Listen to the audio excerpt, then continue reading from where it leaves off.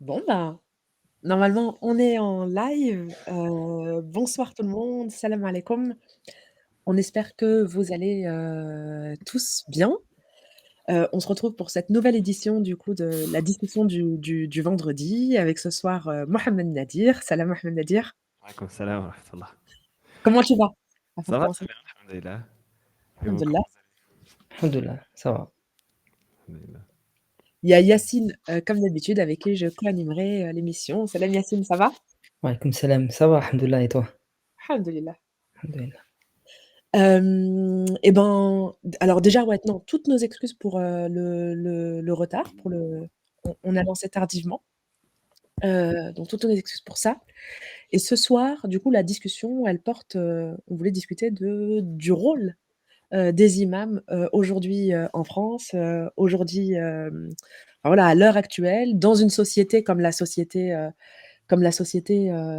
française. Donc, je pense qu'on refera, c'est ce qu'on se disait avec l'équipe, pas mal de discussions, sur ce sujet-là, parce que c'est vrai qu'on a eu pas mal de questions aussi sur, ça. Quel est le rôle des imams? Quel est le rôle des mosquées? Quelle doit être leur, fonction? C'est quoi l'évolution aussi de ces fonctions, au cours de l'histoire? Donc, je pense qu'il y aura d'autres, sessions, mais on ouvre cette discussion avec toi, Mohamed, Nadir. Peut-être déjà, moi, commencer par une première question, c'est comment on devient, imam? Qu'est-ce qui t'a poussé à devenir, à aller vers, enfin, tu vois, qu'est-ce qui t'a mis sur ce Mhm. chemin? Déjà, je me permets de commencer par vous remercier, toi et Yacine, pour cette invitation. Et en espérant qu'on passera, Inch'Allah, un moment enrichissant et intéressant avec vous, avec le chat. Euh, Par rapport à la question, qu'est-ce qui pousse à devenir imam? En réalité, c'est pas un choix, à titre personnel en tout cas pour moi, ça n'a pas été un choix parmi tant d'autres. Ça a été en quelque sorte une vocation à laquelle j'ai été un peu poussé par le milieu dans lequel j'ai grandi. J'ai grandi dans une famille assez religieuse, surtout ma maman qui essayait de nous inculquer un peu ces valeurs-là. Elle-même, elle a eu une jeunesse où elle s'était impliquée dans l'associatif musulman, etc. Donc, elle nous a un peu formé dans cette voie-là et à titre personnel, c'est une chose qui m'a toujours plu. Ça m'a toujours intéressé, déjà spirituellement, l'investissement religieux, etc. Et après, ça a été en quelque sorte la concrétisation de cette évolution-là. S'il y a un élément qui a été l'élément déclencheur en quelque sorte, c'est que en France, quand on essaye d'évoluer un peu spirituellement, on est un peu frustré par le plafond de verre qu'il y a, par le manque de moyens, parfois malheureusement, c'est triste à dire, mais la médiocrité qu'il y a un petit peu dans ce milieu-là, qui fait que on a envie un peu d'améliorer la situation de l'islam en France de manière générale et de ce qui se passe dans les mosquées, etc. Et je pense que le meilleur moyen d'essayer de changer quelque chose, c'est d'essayer de s'en charger soi-même. Si la personne a vocation à réformer une chose qui ne lui va pas, ben, qu'elle s'en occupe. Et donc, ça a été un petit peu cet élément déclencheur qui a fait que, bon, si on manque de telle chose ou telle chose, ben, on va essayer d'apporter ce qu'on peut en toute humilité.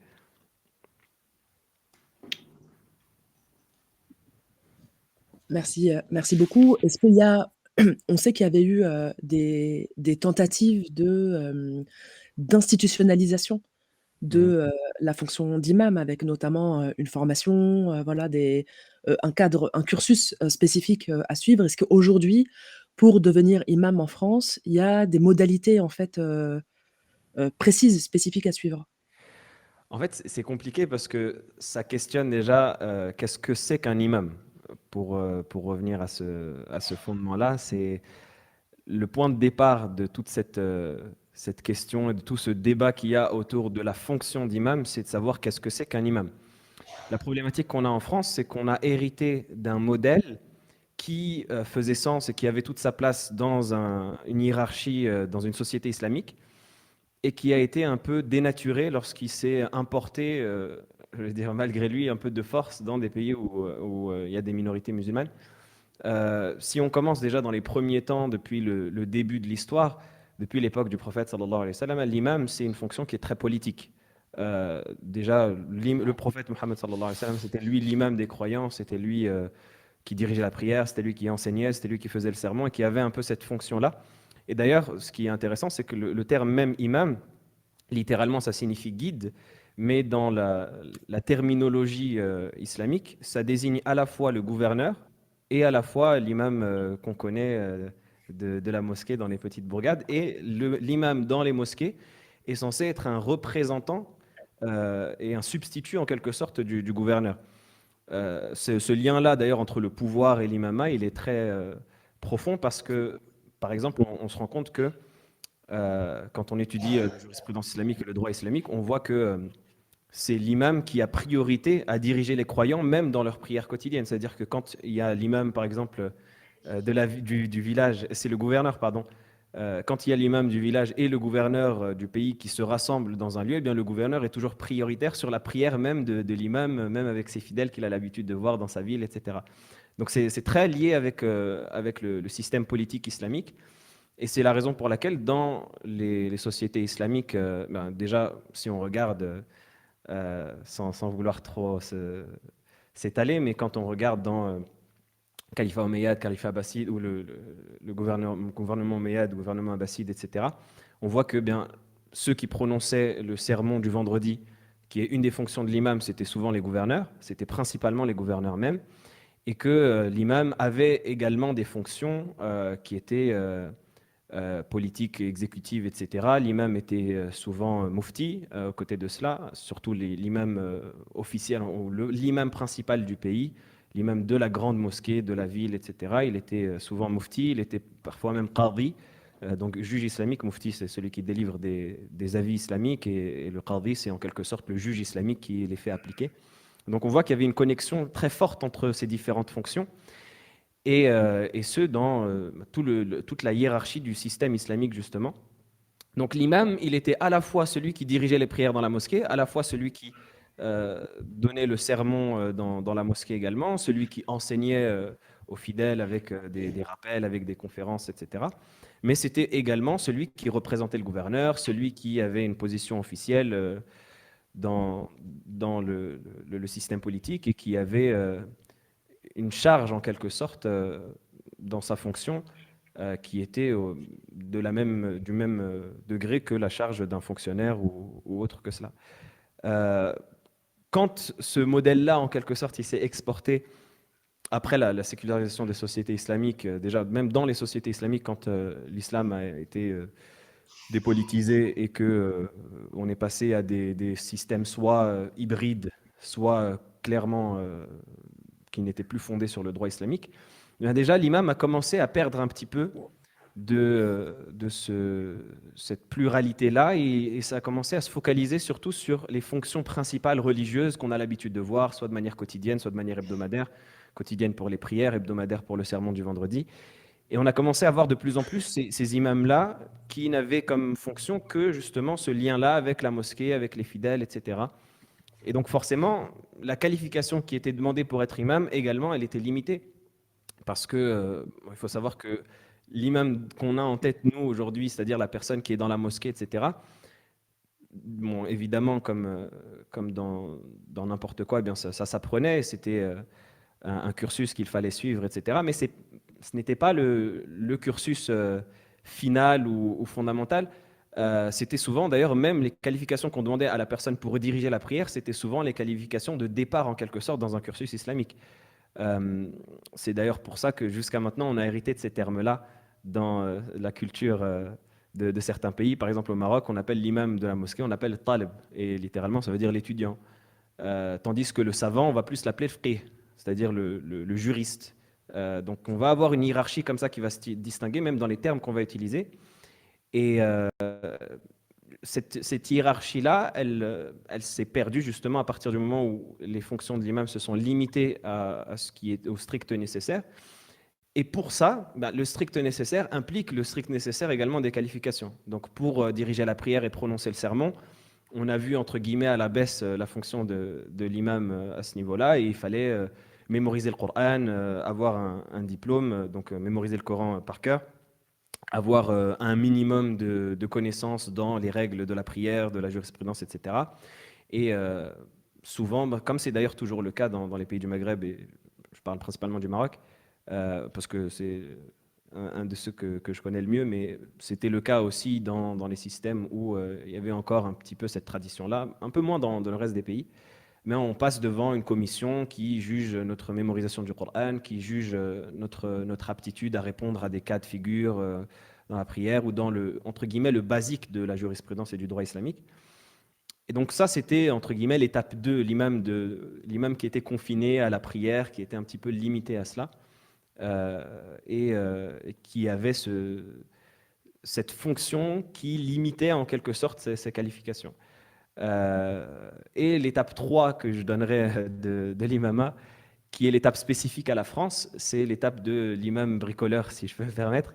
C'est-à-dire que c'est le fait que quand il y a eu la diaspora, quand il y a eu l'émigration, et que un nombre de musulmans se sont retrouvés dans un pays où ils étaient en minorité, il a fallu s'organiser, il a fallu désigner des gens pour diriger la prière, et il n'y avait pas forcément tant de qualifiés que cela. Il y en avait qui ont été d'office désignés, et jusqu'à maintenant, soit eux, soit leurs enfants en témoignent, mais malheureusement, il n'y en avait pas tant que cela, et donc on a commencé à voir encore plus à la baisse les personnes qui devaient assurer juste les fonctions vitales en quelque sorte de la mosquée, à savoir d'être là pour les prières, d'avoir un langage assez correct et quelques notions pour pouvoir écrire un sermon et le donner. Et vraiment, c'était en quelque sorte euh, une situation de survie et de bricolage où on n'avait pas le choix de faire autrement. Et les personnes elles-mêmes qui étaient poussées sur le devant de la scène n'avaient pas le choix, elles ne pouvaient pas déléguer cela à mieux parce qu'il n'y avait pas forcément mieux. Et c'est ce qui a fait que ça a contribué encore plus à flouter un petit peu désolé de cette digression, mais pour revenir à la question, ça a contribué encore plus à mettre un peu le flou sur qu'est-ce que c'est qu'un imam au final. C'est-à-dire que dans la même case aujourd'hui, quand on dit imam, on a à la fois la personne qui a, je ne sais pas, pour parler en termes actuels, on a la personne qui a un doctorat en sciences islamiques et qui va être dans une mosquée, qui va diriger la prière et qui va répondre aux fidèles, etc. Comme on a au même stade, dans le même cercle, la personne qui était là il y a 30 ans, quand il y avait personne dans sa ville pour occuper cette fonction-là, et qui a gardé cette fonction-là sur la trentaine d'années, mais qui n'avait pas forcément les qualifications pour, mais qui n'avait pas forcément le niveau pour, etc. Et donc, c'est pour ça que, qu'est-ce que c'est qu'un imam? Quelle est la qualification qu'on demande à un imam? Si on parle de l'imam au sens politique à nouveau, même si ce n'est pas forcément applicable dans les sociétés occidentales, mais si on parle de l'imam comme il était dans les sociétés islamiques, ben on va parler justement de l'imam qui va avoir une certaine étoffe, qui va avoir un bagage dans le droit islamique, qui va même être considéré comme juriste. C'est la raison pour laquelle, même dans ces pays-là, j'ai en tête par exemple la Tunisie, les imams qui avaient des diplômes officiels de leur cursus religieux, notamment à la mosquée Zaytouna, mais ils finissaient avocats ou ils finissaient ce qu'on appelle nous le adoul, euh, les, les notaires, ils finissaient dans des positions comme ça, qui étaient des positions de personnes qui ont étudié le droit, parce qu'ils avaient des cursus de droit dans leur formation, parce qu'ils avaient un enseignement qui était juridique. Et donc, si on parle de cet imam-là, on va parler d'un imam qui va avoir une expertise dans la jurisprudence, etc. Si on parle de l'imam des prières et du vendredi, on va parler de l'imam qui va avoir au moins validé la mémorisation du Coran, même si avec la troisième catégorie, c'est plus forcément un critère, mais au moins, généralement, c'est ce qu'on demande, au moins valider la récitation, la mémorisation du Coran et avoir quelques notions dans la jurisprudence basique, dans le droit islamique basique, ce qu'on appelle le droit des adorations. Si on parle de l'imam qu'on a de nos jours, malheureusement, là, il n'y a plus vraiment de qualification. Ça va être un peu la personne qui avait le plus de bagages culturels dans le milieu qui va être mis en avant, ou mise en avant plutôt. Barakallahu fik. Siham parlait justement de cette volonté d'institutionnaliser la formation des imams. Toi, tu parles du rôle très politique que les imams avaient dans les pays musulmans. Comment tu apprécies, toi, justement, cette volonté par le gouvernement français d'institutionnaliser la formation des imams? Est-ce que tu vois une sorte de contrôle? Parce que on l'a très bien vu et toi ces derniers temps, tu en as fait les frais. Les imams, ils sont quand même très attaqués pour leur discours Mmh. et aussi parce qu'ils ont, une place, importante dans la communauté musulmane francophone. Ils jouent quand même, un rôle de enfin, un rôle central, un rôle sacré, on va dire. Toi, comment tu vois la chose, Bah, la problématique du cas français, c'est que la France, elle a divorcé des religions à partir de la Révolution et à partir de l'abolition de la monarchie absolue de droit divin. Donc forcément, dans un contexte qui est anti-religieux, parce que bon, à partir de là, la France est devenue en quelque sorte anti-religieuse, avec toute l'histoire qu'il y a eu autour d'ailleurs des prêtres, les prêtres réfractaires qui étaient amenés ou les prêtres qui étaient forcés à signer la nouvelle constitution, etc. Et les prêtres qui ont refusé ont été expulsés, etc. Donc la France a eu un passé houleux avec la religion, ce qui a fait que quand le problème de l'islam, en quelque sorte, s'est posé, mais il n'y avait plus justement cette case-là de l'imam qu'il pouvait occuper dans une société islamique. Et forcément, c'est ce qui a amené à prétendre que l'islam n'avait pas de clergé, alors que si, l'islam a un clergé, justement parce qu'on a mentionné, par la hiérarchie entre l'imam, le mufti, le qadi, le gouverneur, mais parce que justement l'imam ne trouve pas sa place dans la société française et n'a pas de case à occuper en quelque sorte. Euh, et même s'il y a eu des tentatives qui ont été faites, je pense, à travers le fait de créer en quelque sorte des grandes mosquées dans les grandes villes, la grande mosquée de Paris, la grande mosquée de Lyon, etc. Et l'imam qu'on y place ou le recteur qu'on y place est censé être le représentant. Mais c'est des tentatives qui échouent parce que c'est des tentatives qui sont plantées ou qui sont hors sol en quelque sorte. Ça ne rejoint pas une réalité, c'est limite fictif, limite folklorique. Et surtout le fait que ces recteurs, malheureusement, sont souvent des gens qui n'ont aucun bagage et eux-mêmes aucune qualification religieuse. Mais bon, ça, c'est encore un autre dossier.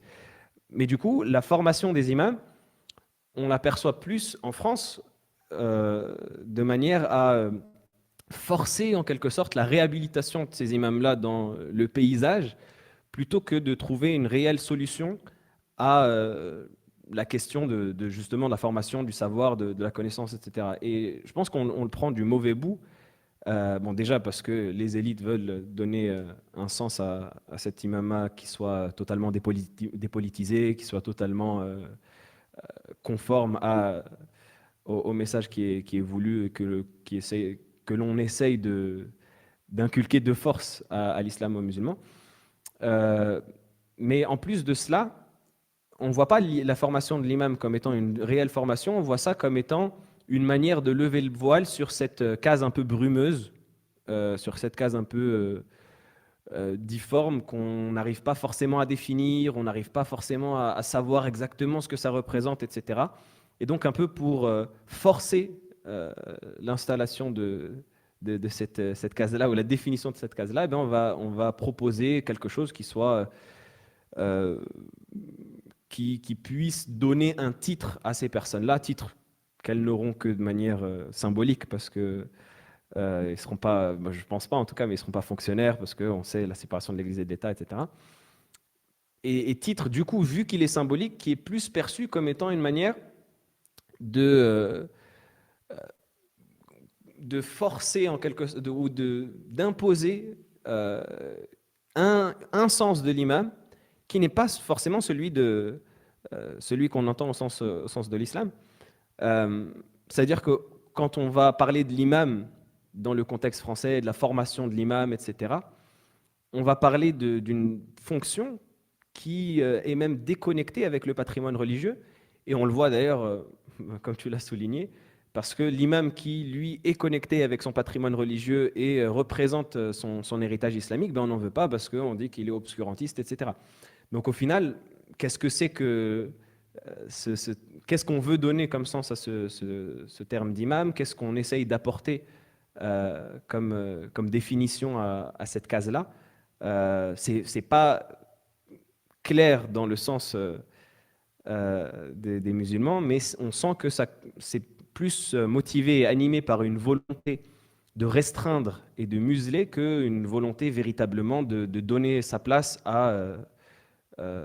à cette fonction qui est nécessaire effectivement dans la constitution, dans la gestion de la société islamique.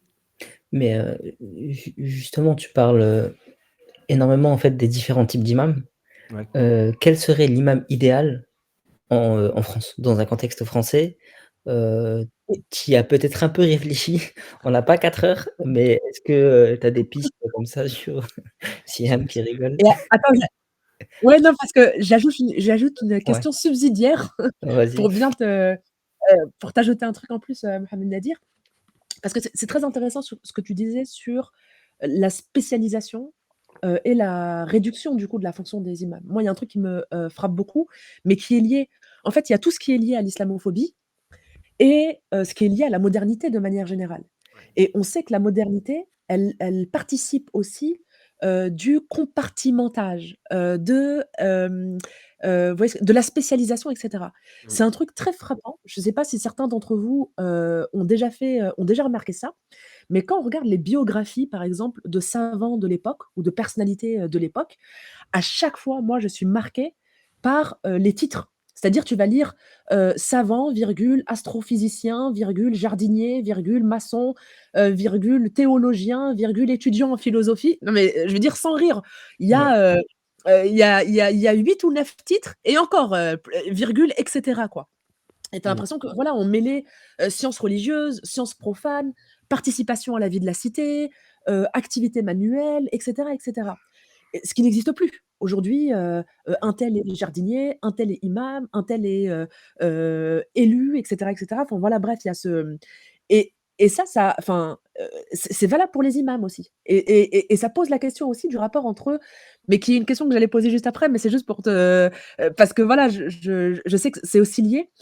La question aussi entre sciences profanes et sciences religieuses, entre, voilà, tout ce qui qu'est-ce qui fait un bon imam et surtout enfin, un imam connecté aussi à son époque, parce que c'est aussi ça la question. Bah, c'est super intéressant. J'essaie de ne pas faire long parce que je fais long depuis tout à l'heure. Mais je pense qu'on peut partir d'abord sur la question de Siem pour revenir sur la question de Yacine. Euh, En vérité, ouais, c'est clair que quand on regarde la biographie des savants de l'époque, on voit qu'ils étaient pluridisciplinaires. Et même le cursus, ce qui est intéressant et ce qui est drôle en quelque sorte quand on compare avec aujourd'hui, c'est que le cursus.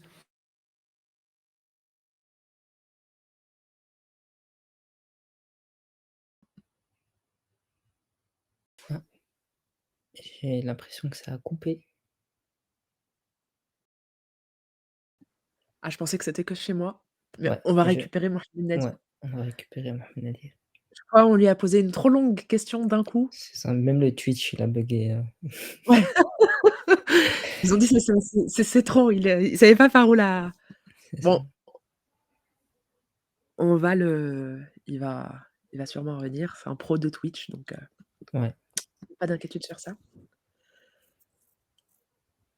Mais ouais, enfin bon, de toute façon, enfin, c'est vrai que les questions, elles étaient liées, quoi, c'est Oui, oui, c'est ouais, c'est clair, bah, en fait, clairement sur le compartimentage, du savoir et cetera, ça c'est, ben, pour revenir systématiquement à la même personne, René Guénon. Voilà, genre même, faut avant, que tu précises René Guénon, pour ceux qui ne savent pas forcément, Yacine. ouais, mais tu sais que je saurais même pas décrire, qui c'est, enfin genre, sa fonction, tu sais?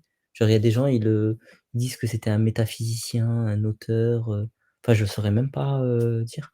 En tout cas, c'est l'auteur de La crise du monde moderne, ça on vous conseille de le voilà, de le lire. René Guénon, La crise du monde moderne et mais en fait, même lui en fait je crois dans La crise du monde moderne d'ailleurs, il en parle, c'est-à-dire que la séparation entre, sciences profanes et sciences sacrées, avant, elle n'était pas aussi radicale. C'est qu'avec la sécularisation et cetera, parce que finalement, il y avait tout qui était lié. Genre, même, Ouais. prenons, cet exemple du travail, et ben, le travail avait une dimension spirituelle. Genre dans des confréries soufis, voilà, en fait, ça participait de l'éducation de l'âme et de la transmission, de certaines qualités, Mmh. et cetera et donc du coup, ouais, c'est très intéressant. On a hâte que Ahmed Nadine revienne pour en parler. Mais tu as raison de me reprendre sur ça parce que c'est vrai que, en vrai, tu vois, même nous, on participe, au compartimentage, c'est-à-dire, sciences religieuses, sciences profanes et cetera et tout, alors qu'en fait, ouais, c'est Ouais. En vrai, tout est lié, quoi. Mais c'est pour ça, c'est le truc de la modernité qui participe à cette spécialisation à outrance, ou grosso modo, et vraiment qui est une spécialisation qui réduit, qui cantonne, qui réduit, et cetera, et qui par ailleurs, enfin, et qui désacralise, aussi. Et puis il y a la hiérarchie, en fait, entre les bons savoirs et les mauvais savoirs. Entre les bons travaux et les mauvais travaux. Il y a ce qui relèverait de l'intellectuel est forcément supérieur, et encore, il faut que ce soit l'intellectuel, moderne, occidental, quoi, vraiment, et cetera, et tout le reste, est considéré comme étant inférieur. Enfin bon, on a récupéré Mohamed Nadir, pardon, on a comblé en attendant. Désolé, j'ai eu une panne de mon côté. Mon ordinateur a lâché. Mais ouais, pour reprendre ce que tu disais, Siam, qui est super intéressant, c'est ouais, justement le fait que euh, quand on parle de pluridisciplinarité, si je ne me trompe pas sur le terme, c'était une caractéristique qu'on retrouvait chez les ulama, et l'enseignement qu'ils recevaient, c'était le même tronc commun qu'on donnait aux gouverneurs, aux enfants de rois, etc.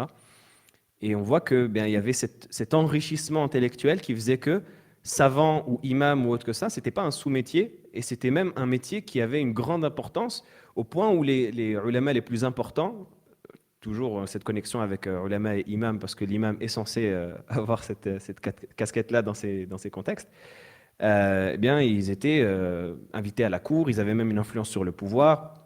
Dans l'Empire ottoman, c'était connu que dans tous les empires, en vérité, les gouverneurs étaient très, pour la plupart d'entre eux, très connectés avec les ulama, et les consultaient, etc. Ils les invitaient dans leurs assises. Et jusqu'à dernièrement, avec le Baylika en Tunisie, que j'ai en tête à titre d'exemple uniquement, on a dans l'assise du Bey, et même par la suite du président, les ulama qui étaient conviés, etc.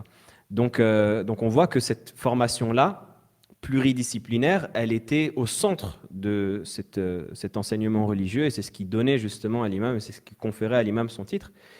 Et c'est ce qui s'est perdu malheureusement, comme tu l'as dit, avec la modernité, notamment avec le fait on a commencé à segmenter les savoirs. À l'époque, un alim qui était à la fois un savant dans les sciences de la langue arabe, comme dans les sciences de la physique, comme dans les sciences de l'astronomie, ou au moins qui avait une base. J'ai en tête, juste à titre d'anecdote, le savant Suyuti, qui est un savant du Xe siècle, il est décédé en 911 de l'Hégire, qui a écrit, il est dit, il le rapporte lui-même dans sa biographie, il dit qu'il a écrit dans chaque science, quand il parle de science, c'est à la fois les mathématiques, la médecine, etc., et les sciences religieuses. Il a écrit dans chaque science un livre. Il a dit, sauf les mathématiques dans lesquelles j'étais pas très bon, j'ai écrit que 2 livres. Il a écrit plusieurs livres, pardon, dans chaque science. Il a dit, les mathématiques, j'étais un peu faible, j'ai écrit que 2 livres. Donc ça laisse, ça donne une idée du reste des connaissances et des savoirs, etc. Et donc, malheureusement, bah, tout ça, ça s'est perdu, et ça s'est segmenté, etc. On a commencé à réduire de plus en plus, à voir au rabais, au point où, bah, aujourd'hui, quand on dit imam, parfois, c'est même une personne qui a simplement une vague culture religieuse, et qui est avancée. Mais du coup, pour revenir à la question de Yacine, très rapidement, qu'est-ce que c'est qu'un imam idéal, à mon sens, à notre époque? Bah, ce serait quelqu'un qui aurait 2 fonctions principales. Je pense que c'est le minimum qu'on peut demander dans un contexte français. La fonction religieuse, donc qui ait un minimum de connaissances justement dans le droit islamique, qui ait un minimum de connaissances le, l'héritage islamique en quelque sorte, et qui puisse euh, donner du contenu de qualité, qui puisse, je parle dans les mosquées principalement, qui puisse un peu refaire vivre la communauté au niveau local. Et également la fonction sociale.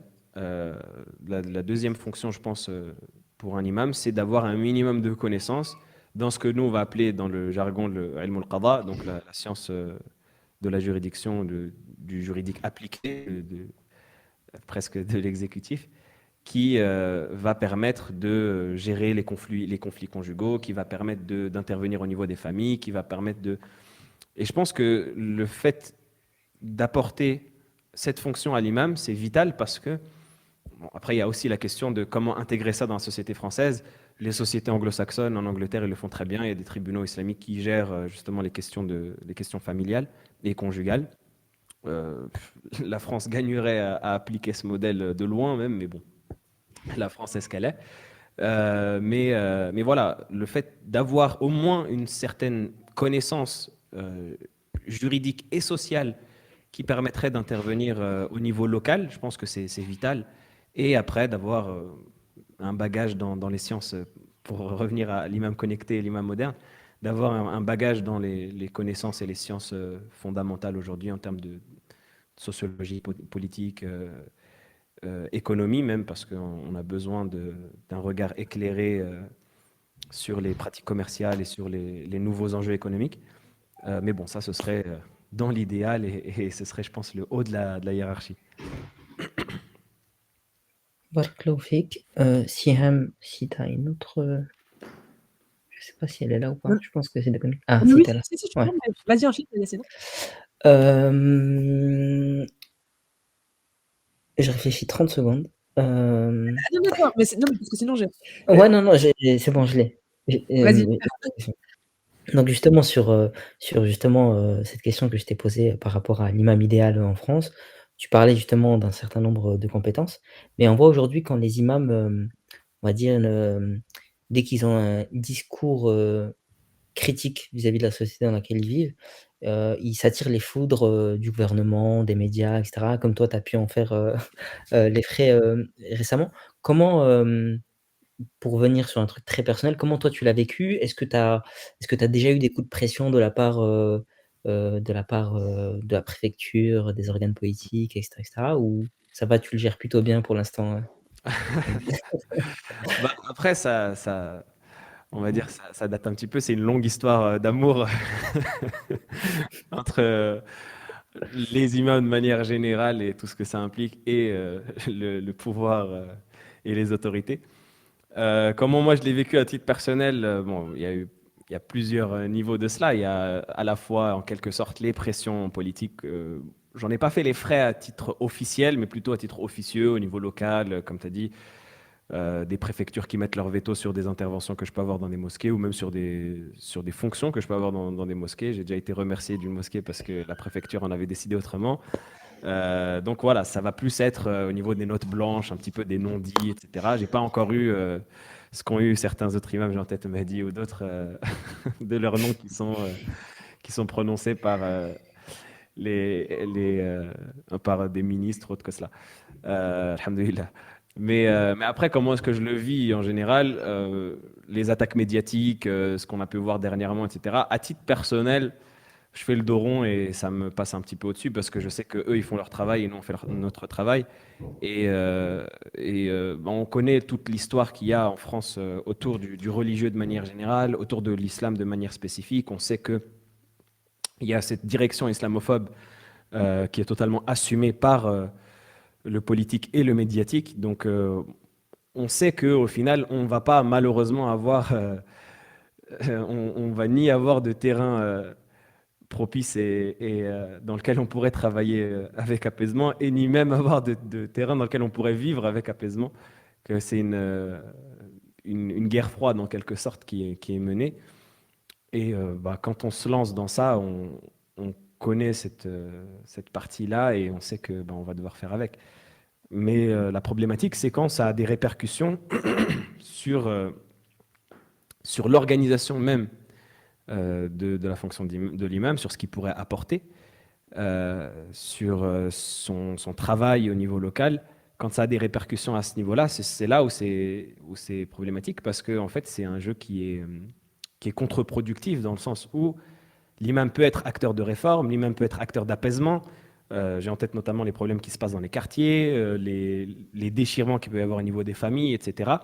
Les gens musulmans vont avoir beaucoup plus tendance à écouter la parole d'une personne en qui ils ont cette confiance religieuse qui est un gage extrêmement important et une responsabilité de même que c'est un gage, mais c'est un gage auprès des gens, qu'ils vont avoir de facilité à écouter des instances qui vont un peu être étrangères ou envers lesquelles ils vont avoir une méfiance ou autre que cela.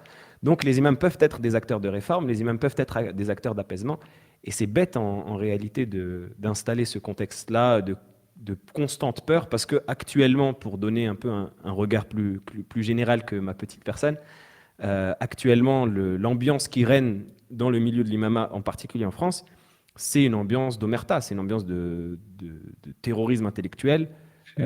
On fait peur aux imams on leur fait peur de ce qu'ils pourraient dire. Les imams marchent sur des œufs à chaque intervention publique qu'ils font, même dans les petites mosquées, hein, les gens ont peur. Quand ils se censurent eux-mêmes et c'est compréhensible. Quand on voit qu'aujourd'hui on a réussi à faire condamner des personnes pour avoir cité des hadiths, simplement juste une parole prophétique, il la cite et il va au tribunal, bah, c'est à se questionner sur l'avenir de l'imama, l'avenir de la prédication islamique, l'avenir de ou les horizons qui sont possibles. Parce que à partir d'un moment où on commence à criminaliser le simple fait d'évoquer des textes, bah, ipso facto, ça va tuer dans l'œuf cette fonction-là et ça va installer justement cette muselière sur Et les personnes qui la représentent.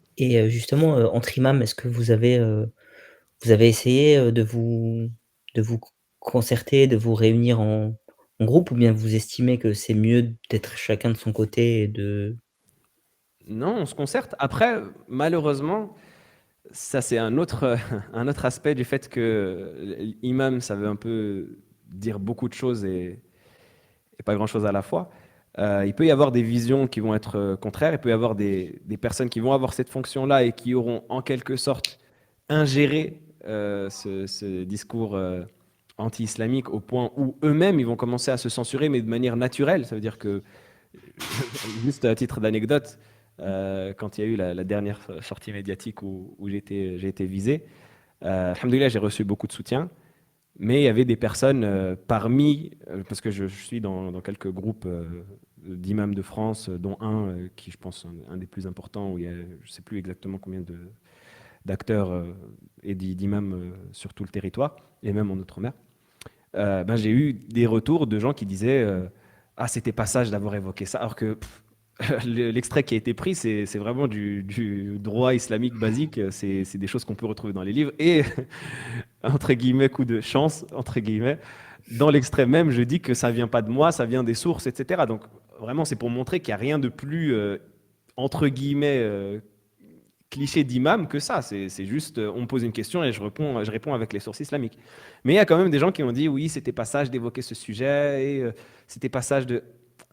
L'argument de la sagesse un peu qui est sorti et qui montre que ben, certains qui ont cette fonction-là ont malheureusement un peu ingéré cette oppression-là. Ils se sont pliés à cette oppression bon gré mal gré. Après, on ne sait pas si ça vient de la peur ou si ça vient de l'ignorance ou de peut-être le fait d'être dépolitisé aussi. Ça montre que on peut ne pas avoir les outils pour comprendre ce qui se passe. Donc il y a ça. Mais après, il y a aussi de l'autre côté des personnes qui sont très sages et qui sont très évidemment qui ont la sagesse, la présence d'esprit, la connaissance, etc. Et on essaye de s'organiser aussi en petits groupes de travail pour essayer de s'orienter les uns les autres et de se conseiller, de s'épauler, etc. d'accord. Juste, Mohamed Nadir, tu disais, c'est vrai que l'imam occupe une fonction centrale dans la communauté musulmane, notamment en France. Et en même temps, il y a plein de gens, quand on discute, quand on fait des enquêtes, etc., sur ces questions-là, il y a plein de gens qui ne se sentent pas représentés ou qui ne se sentent pas, ou qui ne s'identifient pas à la plupart des imams en France, parce qu'ils se disent que voilà, c'est comme s'il y avait un décalage en fait finalement entre ce qu'ils racontent, ce qu'ils disent en fait, ce qu'ils racontent, enfin voilà, enfin la voix qu'ils portent et eux ce qu'ils vivent au quotidien et qui sentent grosso modo un décalage entre enfin un décalage profond entre leur vie et et le rôle de l'imam finalement. Et ça rejoint peut-être, alors c'est encore une fois, je l'ajoute, mais on le met entre parenthèses juste pour donner, mettre en perspective la question, mais ça rejoint une des questions qui a été posée dans le chat sur le rôle des mosquées et la fonction sociale des mosquées, où, où bah, tu as l'impression que les mosquées, contrairement sûrement à ce qu'elles devraient être, c'est juste un lieu de prière. Voilà, très souvent, c'est juste un lieu de prière, alors qu'il me semble que ça pourrait et ça devrait être autre chose. Mais du coup, ça, pareil, ça cantonne en fait et ça réduit cet espace-là, dans tous les sens du terme, là où les gens vu ce que vit la communauté musulmane en France, vu qui compose la communauté musulmane en France, notamment, ont besoin d'autre chose. Est-ce que ça, c'est quelque chose que tu ressens? Oui, totalement, totalement. Après, c'est un problème malheureux, mais qui, comme tu l'as bien noté, qui a plusieurs origines. Ça vient en partie du fait que l'imam a été confiné tellement, la fonction de l'imam a tellement été tronquée que même parfois pour s'attaquer en quelque sorte à des problèmes de société ou à des problèmes qui peuvent arriver dans les familles ou autre que cela, en tout cas du quotidien des gens, dans tout ce qui peut arriver dans leur quotidien, on va marcher sur des œufs en disant est-ce que vraiment je peux dire ça, est-ce que vraiment j'ai le droit de dire ça, etc. etc. Et d'un autre côté, le fait que dans cette fonction-là, il y a eu un peu tout le monde qui... Parce que justement, il n'y a pas eu de cadre qui a été fixé dès le départ, et donc ça a été un peu, comme on le disait précédemment, celui qui a un minimum d'outils qui s'avance. Bah, ça a donné un petit peu des bulles qui se sont formées où on a des personnes qui n'avaient pas forcément la réalité de ceux qui sont présents sur le terrain, sans même parler après des imams qui venaient de l'étranger ou autre que ça. Et là, c'est une fracture qui s'ouvre, qui est encore plus grande. Mais voilà, on va avoir des bulles générationnelles, on va avoir parfois la personne qui est dans un contexte totalement différent de celui de la jeunesse, par exemple, qui va s'adresser à cette même jeunesse et qui va être perçu comme étant une personne lunaire parce qu'il ne va pas forcément viser les défis auxquels ils font face et même parfois ne même pas les connaître.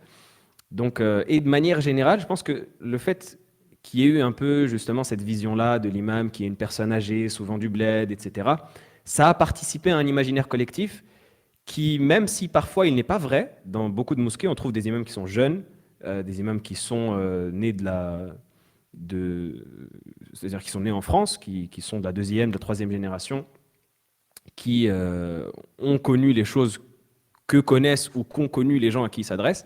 Mais il y aura toujours ce cliché-là de à l'imam, il ne sait pas ce qu'on vit, à l'imam, il ne sait pas à quoi on fait face, etc. Parce qu'il y a cet imaginaire collectif qui s'est créé à partir de l'imam, un peu le hajj du bled, qui fait le sermon en arabe, qu'on ne comprend pas vraiment, on ne comprend pas très bien ce qu'il dit, etc. Cliché qui, malheureusement, est une réalité dans beaucoup de contextes.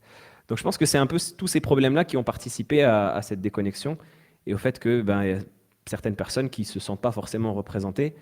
Mais la solution, plutôt que d'attaquer la fonction de l'imam, je pense que la solution, c'est de la réconcilier avec la réalité du contexte dans lequel on est. Effectivement aussi d'apporter des éléments, si on pouvait apporter une réelle formation, cette fois-ci, et non pas une formation étatique, contrôlée, etc., mais une réelle formation pertinente aux imams, en essayant aussi de les former au contexte dans lequel ils vivent et aux défis de manière générale dans la société, et également de montrer aux gens que ce cliché-là qui est à la vie dure, il n'est pas forcément correct dans tous les contextes, etc. C'est ce qu'on essaye un petit peu d'apporter modestement avec cette présence-là sur les réseaux sociaux notamment, parce que c'est ce qui permet, c'est le vecteur principal qui permet de toucher les jeunes et les moins jeunes et d'apporter un nouveau regard. Mais bon, malheureusement, ça reste un grand chantier.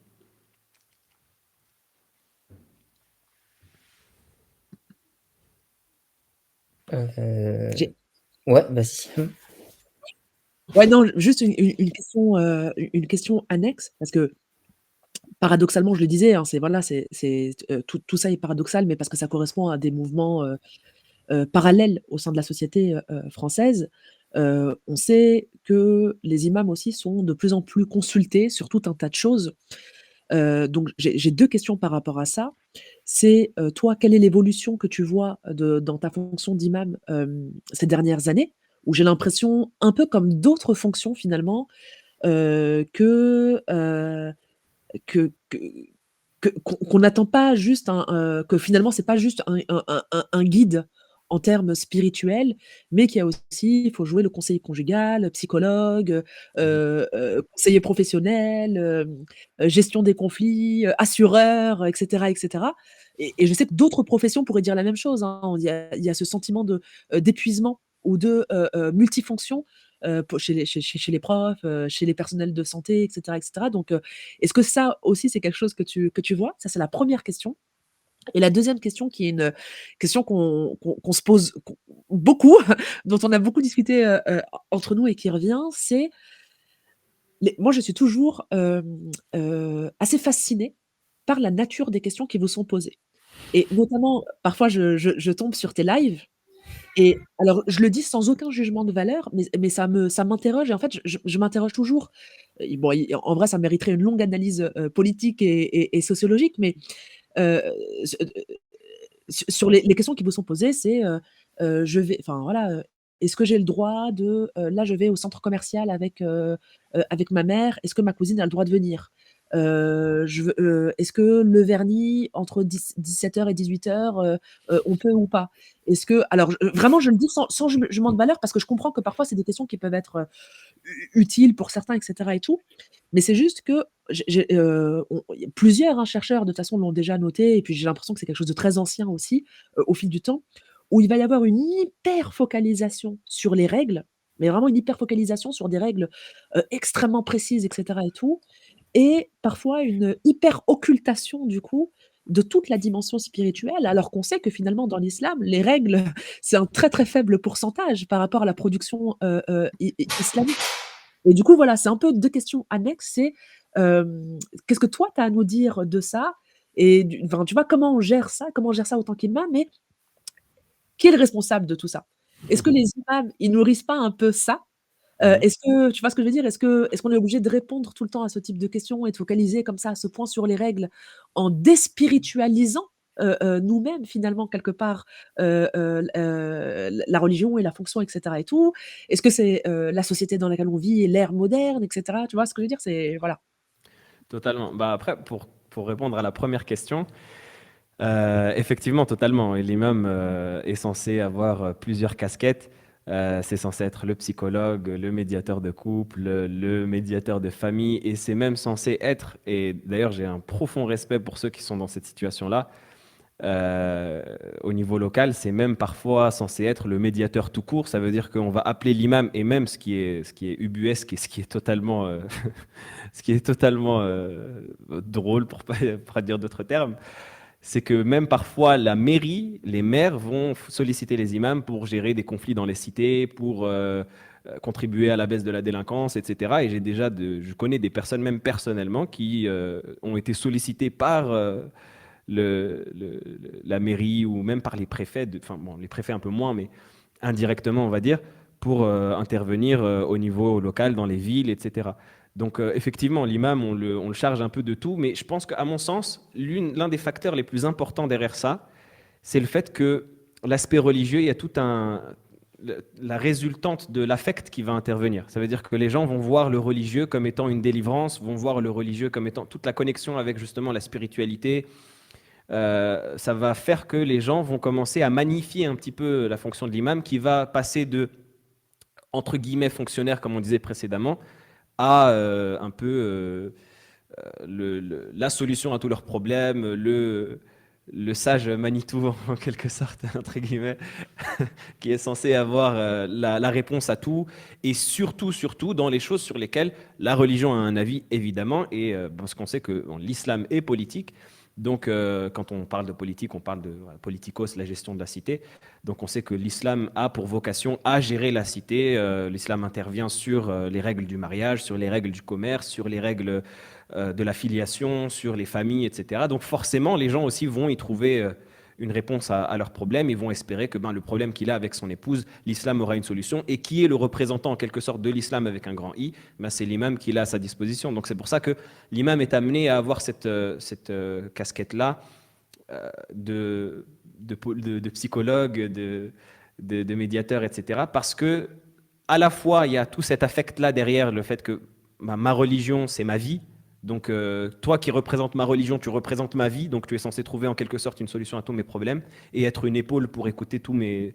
Parfois, c'est drôle parce que je reçois des messages sur les réseaux sociaux de gens qui me disent vraiment de questions.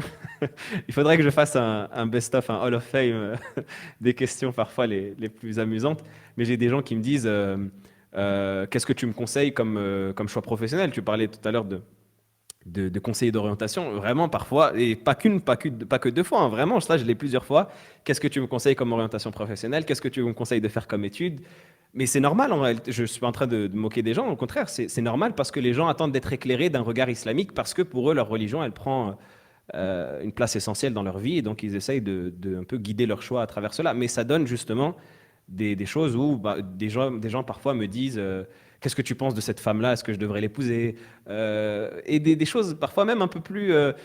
Une personne qui me disait je suis triste parce que j'ai perdu mon chat ou je sais plus exactement de quoi est-ce que ça parlait. Est-ce que tu peux me donner des conseils? Des fois, c'est des questions même qui n'ont pas forcément de. Il n'y a pas de questionnant derrière. C'est juste on a l'impression que c'est une personne qui cherche à se décharger et la première épaule qu'elle trouve, ben, c'est l'imam. C'est pas forcément une chose mauvaise, mais forcément les dérives qu'il peut y avoir derrière, c'est le fait de donner à l'imam une charge qui n'est pas forcément la sienne ou pour laquelle il n'est pas formé, même s'il aurait dû être formé. Et là, on revient aux questions précédentes du fait que, ben, malheureusement, à une époque où les savants et les imams auraient été pluridisciplinaires et ils auraient pu peut-être gérer ça, même peut-être qu'ils auraient même pu donner des avis médicaux vu le niveau qu'ils avaient en médecine. Bah, aujourd'hui, c'est plus le cas et on ne peut pas attendre d'un imam qui ne connaît entre guillemets que, je mets entre grandes guillemets, que le Coran, c'est-à-dire qu'il l'a mémorisé, qu'il a un diplôme sur la mémorisation du Coran. On ne peut pas lui demander de s'improviser psychiatre ou de s'improviser forcément médiateur ou autre que cela. Donc il y a tout cet affect-là qui est un peu compliqué. Et pour la deuxième question, j'essaye de faire court, je suis désolé. Mais par rapport à, effectivement, on peut avoir malheureusement l'impression qu'il y a une certaine superficialité qui s'est installée dans le rapport que les gens vont avoir avec leur religion, dans les questions qu'ils vont poser. On peut sentir une certaine superficialité qui, à mon sens, a plusieurs facteurs, et je pense que c'est un sujet qui est assez complexe. Mais je pense que si on pouvait en tirer plusieurs, le premier, c'est le fait que la religion de manière générale, et je pense que le contexte français y contribue beaucoup, est souvent perçue comme étant une chose folklorique. Ça veut dire que par le fait qu'on a dépolitisé l'islam, par le fait qu'on a restreint l'islam à un champ extrêmement limité de l'apparence, justement, bah forcément, les effets et les fruits que ça a eu sur les gens, c'est qu'ils ne voient l'islam que à travers l'apparence, entre guillemets. Et donc, ça a donné en quelque sorte une religion robotique, là où, dans les époques précédentes, la religion, c'était la vie, en quelque sorte. Ça veut dire que c'était là où on retrouvait on puisait les enseignements dans toutes les strates et dans tous les stades de la société. À tous les niveaux de cette pyramide de la société, ben, on trouvait des réponses dans le religieux, on avait des ressources dans le religieux. Là, maintenant, c'est uniquement une religion de façade, une religion d'apparence. Et c'est ce qui amène justement cette superficialité, malheureusement, qui est c'est une relation de cause à effet, dans le sens où quand on inculque aux gens que votre religion, c'est juste de prier, de jeûner, etc., bah forcément, les questions qu'ils vont avoir, c'est des questions qui vont être autour de ça. Et derrière cette envie de combler cette case-là qu'on a à l'intérieur de nous de la spiritualité, cette recherche de spiritualité-là, ben la manière dont ils vont la combler, ça va être en surdosant en quelque sorte cette religion d'apparence, parce qu'il y aura toujours un manque, et la manière dont ils vont voir, ou la manière qui sera le plus à portée de main pour eux de combler ce manque-là, ce sera de déséquilibrer en quelque sorte et d'aller plus vers l'apparence qui est la chose qu'ils ont à leur portée. Donc forcément, ça va donner, oui, toutes ces questions-là un peu, entre guillemets, amusantes, mais comme tu disais, sans se moquer, parce que ça reste, la pratique a son importance, l'apparence a son importance, mais bon, la place qu'on lui donne, parfois, elle est un peu exagérée. Est-ce que je reçois par centaines, est-ce que on peut s'épiler les sourcils? Est-ce que la femme peut voyager seule? Est-ce que ça, c'est des questions. Moi, ceux qui suivent un petit peu les lives que je fais, j'appelle ça le bingo. Ça veut dire qu'on a un bingo et on coche pardon 5 cases et il y a souvent ces mêmes cases-là qui reviennent et c'est souvent des questions oui, ultra d'apparence, si je peux me permettre cette expression-là. Le deuxième facteur, très rapidement pour moi, c'est aussi la génération réseaux sociaux.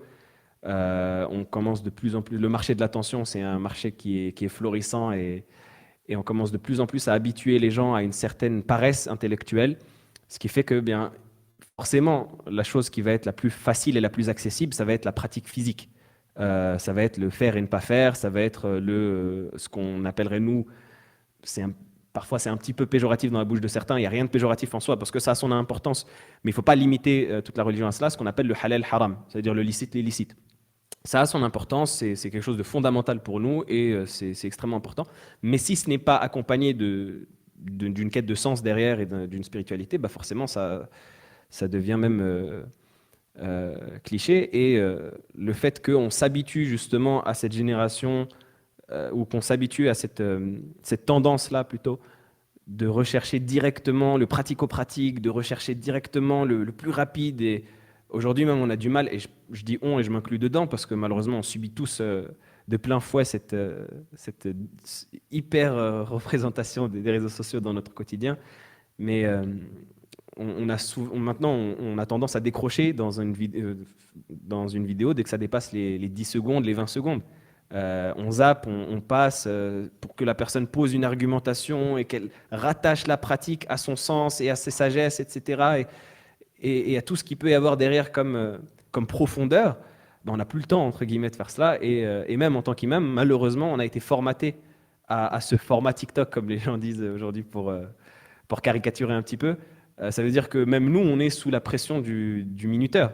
Ça veut dire qu'on doit traiter le sujet très rapidement, en 30 secondes, avoir une phrase d'accroche, avoir quelque chose, sinon la personne va partir. Et malheureusement, on subit ça aussi dans les mosquées d'ailleurs.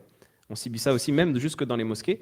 C'est pas forcément propre uniquement pour pas faire l'anti-génération millennials, l'anti-génération Z, mais c'est pas forcément propre uniquement à cette génération, mais ça s'est exacerbé, je pense, avec cette génération, avec les réseaux sociaux. Euh, avec les réseaux sociaux notamment.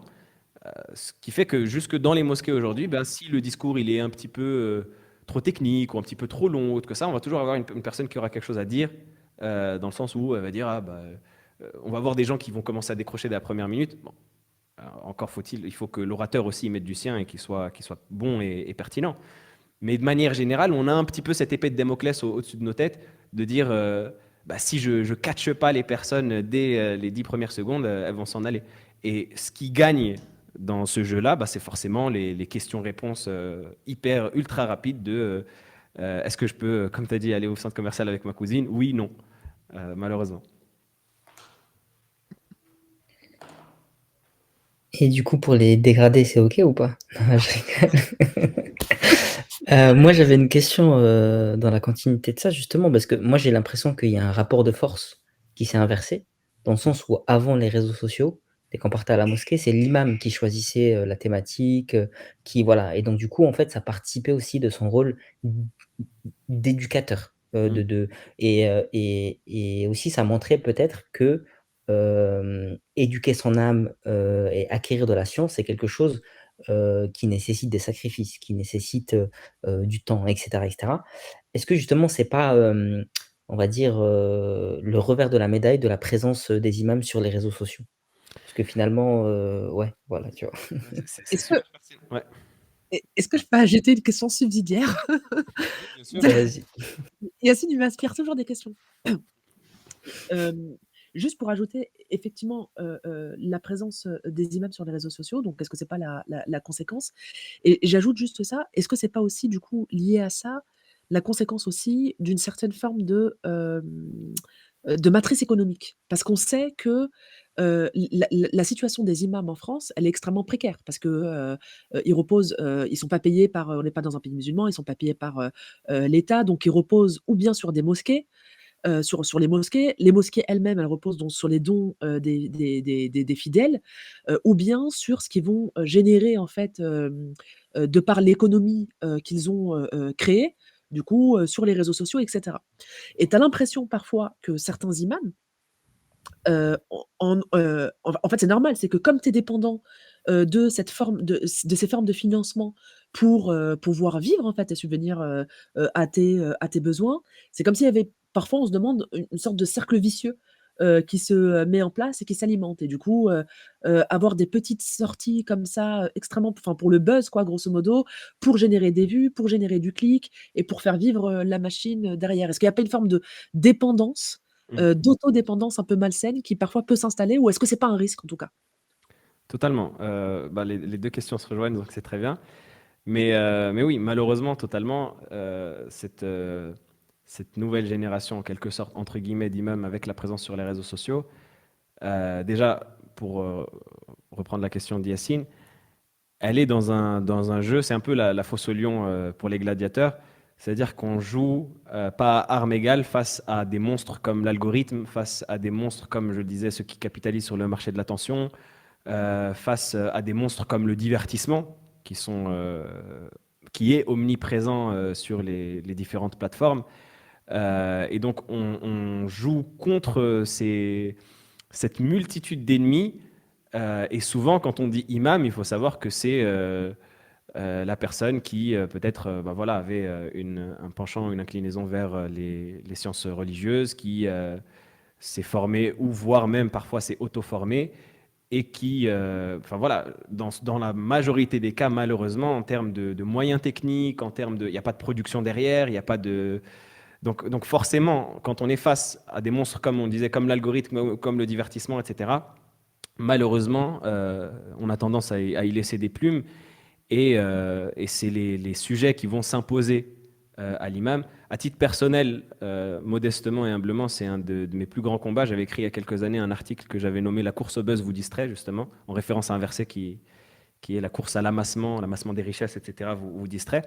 Parce que malheureusement, ce système malsain, il a déteint bon gré mal gré sur les imams et on y est tous en quelque sorte sous la règle de la nécessité. Nous, on a une règle qui nous dit dans le patrimoine islamique, je dis nous de manière générale, les musulmans, euh, on a une règle qui nous dit que la nécessité, elle va permettre les choses qui sont interdites au degré de ce qui est nécessaire. Et parfois, c'est limite ça, c'est limite, on est dans un désert et on n'a pas d'autre chose à manger qu'une bête morte, quoi. On est dans le désert des réseaux sociaux et on n'a pas d'autre chose à manger que la petite miniature qui va faire que la personne clique. Après, à titre personnel, moi, c'est des méthodes que je n'apprécie pas parce que j'essaye tant, tant bien que mal, malheureusement, de m'appliquer une certaine éthique. Euh, donc voilà, tous les titres pièges à clics, etc., c'est absolument pas ma tasse de thé. Mais c'est ce qu'on voit malheureusement. Si à la limite le contenu derrière, il est bon et que la personne, elle va être attirée pour cliquer, pour avoir un contenu derrière sur lequel elle va être amortie et le clic, le fait d'avoir attiré son clic en vaudrait la peine, à la limite.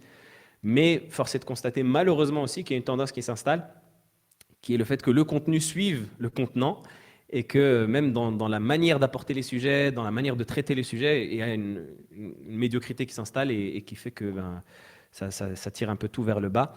Donc, la chose qui a contribué à cela, c'est évidemment les réseaux sociaux. Avant, dans les mosquées, c'était pas ça. Avant des mosquées, on ouvrait un livre, on lisait le livre, on commentait.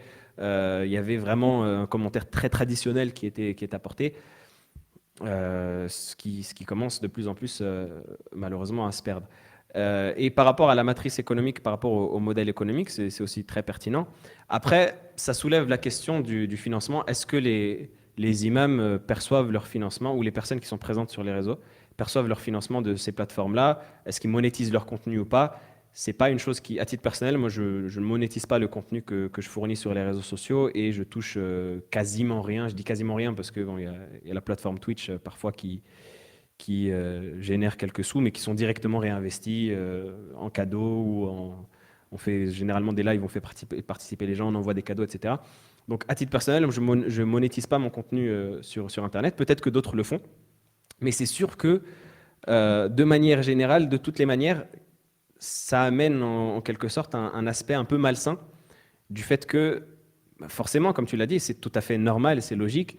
L'imam qui avant était financé par ce qu'on appelle Baytul Mal, c'est-à-dire les caisses de l'État, et qui avait un salaire qui était considéré fonctionnaire, même parfois un très bon salaire, et qui était considéré comme fonctionnaire, etc., bien, surtout dans les sociétés occidentales, en France, etc., n'a plus cette source.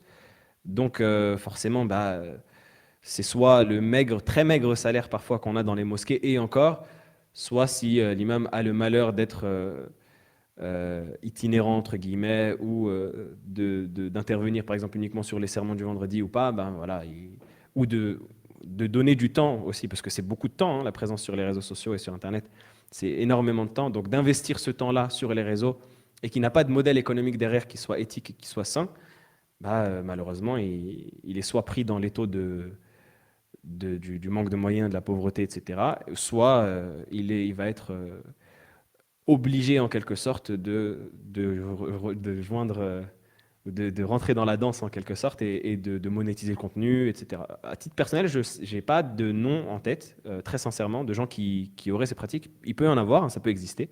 Bon, c'est sans jugement, en quelque sorte, il y a la justification derrière. Mais c'est sûr que la résultante économique va faire que bah, forcément le contenu va pencher d'un côté ou d'un autre. Euh, à mon très petit niveau, j'ai essayé pour contrer ça d'installer un modèle économique que je pense personnellement être éthique. C'est-à-dire que ce sur quoi je vais toucher en quelque sorte ou avoir un financement, ça va être l'enseignement. Donc j'ai monté un institut, j'ai fait une structure d'enseignement, etc. Et même ça, j'essaye d'apporter un cadre éthique. Le cadre éthique que je me suis apporté, c'est par exemple de fixer des tarifs le plus bas possible, 1 euro de l'heure pour l'enseignement actuellement. À titre personnel, je pense que c'est le modèle économique viable dans tout ce système-là pour une personne qui à la fois essaye de préserver un cadre éthique et sain et à la fois une indépendance aussi sur les réseaux sociaux, parce qu'il faut savoir que quand les imams sont encartés en quelque sorte, qui sont dépendants d'une structure, dépendants d'une mosquée, bah forcément ils ne peuvent pas dire tout ce qu'ils veulent. Si je pense que si j'avais été dans une mosquée fixe, avec un contrat avec une mosquée et que j'avais eu l'attaque de la chaîne qu'on connaît avec les gros titres et avec ma photo en grand, je pense que j'aurais été remercié le soir même. J'ai déjà été remercié pour beaucoup moins. Mais donc forcément, quand on veut une indépendance, on doit malheureusement, c'est malheureux de le dire, on doit sortir du système classiques en quelque sorte, d'être fonctionnaire dans une mosquée, d'être attitré à une mosquée, etc., etc. Sinon, on est dépendant du message que la mosquée veut faire paraître et de la préservation de cette structure-là, parce que bon, les préfets sont très tatillons et ils ferment les structures pour un rien aujourd'hui avec la loi des séparatismes. Donc voilà, installer un modèle éthique économique, c'est devenu une nécessité. À titre personnel, c'est comme ça que je l'ai pensé. Malheureusement, je pense qu'on ne peut pas arriver à une chose qui soit utopique ou 100% idéale, mais bon, on peut essayer de limiter la casse.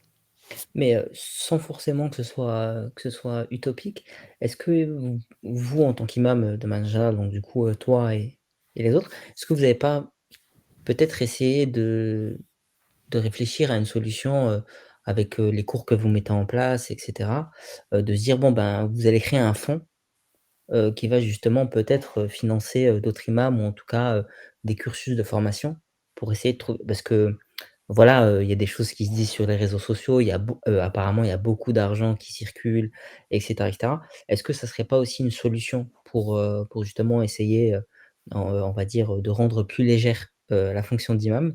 Et peut-être une autre question aussi justement sur cette, monétisation des cours. Est-ce Mhm. qu'il n'y a pas un risque aussi de créer, on va dire, une fracture entre les musulmans? Même si le terme il est fort, mais voilà. De se dire que finalement les musulmans qui ont les moyens peuvent se former sur les réseaux sociaux et cetera et ceux qui n'ont pas les moyens, bah, malheureusement, comme leur mosquée, de quartier, elle fournit pas les enseignements dont ils auraient besoin. Est-ce que parce que tu disais que toi, tu avais trouvé la solution, du tarif à 1 € l'heure de cours.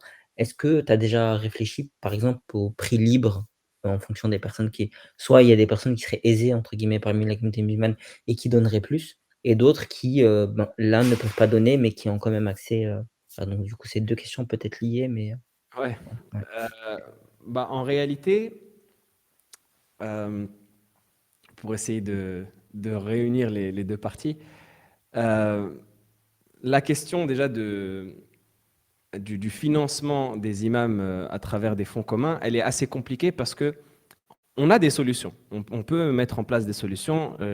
À titre personnel, encore une fois, bon, désolé, je parle beaucoup de ce à quoi je pense, mais parce que c'est ce que je maîtrise le mieux.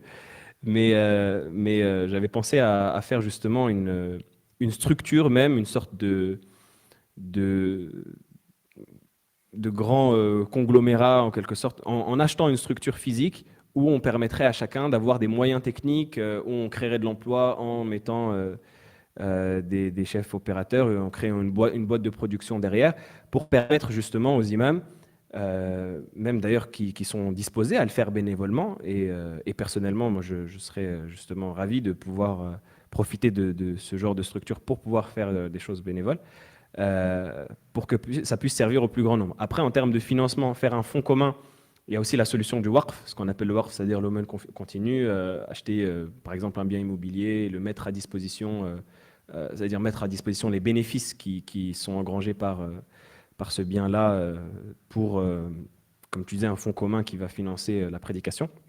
Il y a deux problématiques principales qui se posent. La première problématique, c'est la problématique de la gestion. Qui va gérer la chose, qui va être à la tête du projet. Mine de rien, malheureusement, c'est souvent cause de divergences et voire de division. Et la deuxième problématique, qui à mon sens est la plus importante, c'est que forcément derrière, dans le climat islamophobe dans lequel on va avoir des bâtons dans les roues. Il faut se dire que les banques même ferment des comptes de projets islamiques, de mosquées, sans aucun préavis, enfin, à part le préavis qui est nécessaire dans la loi, mais je veux dire, du jour au lendemain, on reçoit un courrier, votre compte a été fermé, sans aucune explication, parce que les banques ont le droit de fermer des comptes sans explication. Et donc forcément, ça pose la question de est-ce qu'un financement serait possible s'il a l'étiquette islamique? Ce qui est possible dans des sociétés anglo-saxonnes, par exemple, va être très difficile, particulièrement dans le contexte français. Après, à titre personnel, toujours dans la continuité de l'éthique que j'essaye modestement de m'appliquer, en ce qui concerne les interventions publiques dans les mosquées, etc., quand je suis appelé, moi, je n'exige jamais de tarifs. Parfois, il y a des mosquées qui participent, qui donnent, qui soit vont donner assez pour rembourser les frais ou vont donner même une enveloppe ou autre que cela. D'autres mosquées qui ne donnent pas. J'ai jamais fixé un prix pour une intervention dans une mosquée en physique parce que justement, à mon sens, c'est la manière de refaire vivre la prédication au niveau local, c'est la manière d'entretenir ce lien-là et que si on commence à monétiser par contre ces interventions-là, d'autres le font et c'est pas un jugement de valeur, mais moi c'est l'idée que j'ai. Si on commence à monétiser ça, là on rentre dans une chose qui est compliquée. En plus de perdre son indépendance souvent parce qu'il y a toujours ce lien-là un peu d'employeur à employé qui est un petit peu limitant. Mais ça participe à perdre un petit peu l'inclusivité ou la généralité du message. Donc c'est pour ça que dans les structures en physique, dans les mosquées, etc., je ne demande pas de contrepartie et je fais ça 100% de manière bénévole. De mon côté en tout cas, je n'exige rien, je veux dire. Après, le fait de fixer un prix libre, ça pose plusieurs problématiques, des problématiques juridiques de notre côté, parce que dans la juridiction islamique, il faut que ce soit clair sur la marchandise et la contrepartie. Donc le flou dans un des deux côtés du contrat, c'est préjudiciable. Mais également, au sens éthique, certes, après, le fait de fixer un prix libre, je pense que c'est une chose qui pourrait convenir à, entre guillemets, on peut se dire que ça convient à tous les budgets, mais ça ferait payer plus des gens qui auraient la même chose s'ils le veulent de leur plein gré, mais ça installerait un petit décalage qui, à mon sens, n'est pas forcément l'idéal. Je préfère me restreindre au, entre guillemets, plus bas seuil, c'est-à-dire rester autour des 1 euro par heure et garder cette limite-là par clarté plutôt que de laisser ce genre d'option libre. Ok. Siham? Ouais, en vrai, j'ai tellement de questions, mais je sais qu'on est pris aussi par le temps parce que tu as un cours qui commence bientôt. Exactement. Alors, peut-être pour les gens qui nous regardent, n'hésitez pas à poser des questions maintenant, si vous voulez qu'on les pose à Mohamed Nadir, comme ça, voilà, on essaiera d'en prendre quelques-unes. Une qui a été posée par Benjoin, qui me semble intéressante sur la question de justement des cours en distanciel, qui disait: «Est-ce que le distanciel ne participe pas, lui aussi, à cette modernisation qui dénature, ça coupe les liens et ça participe à cette consommation de pratiques avec moins de spiritualité?» C'est vrai que de manière générale, c'est la numérisation, le digital, c'est à double tranchant. C'est d'un côté, ça permet, de rendre disponibles en fait des choses, qui ne l'étaient pas, et en fait, tu peux y accéder de n'importe où dans le monde et ça, c'est hyper pratique, voilà, pour les gens qui peuvent pas se déplacer, qui, sont loin par rapport à la ville où est donnée la conférence et cetera donc d'un côté, c'est le champ de tous les possibles et de toutes les merveilles, quoi et de l'autre côté, c'est vrai que plus des trucs se font, par la voie digitale, moins il y a de choses qui se font en physique, moins ça crée de rencontres, moins ça, structure aussi une communauté, en fait, dans le quartier et cetera donc qu'est-ce que tu en penses et comment on pallie, ce problème? Ouais, et justement peut-être, un commentaire. Est-ce que justement, sur, la présence en fait, on va dire de plus en plus, importante des imams, sur les réseaux sociaux, est-ce que c'est pas devenu une fin en soi? Et qu'il fallait pas justement se dire, «Bon, nous en fait on est là, on fait de la prédication, mais si vous voulez, plus de contenu et cetera, allez, formuler cette revendication aux mosquées, aux instituts de formation qui sont autour de vous».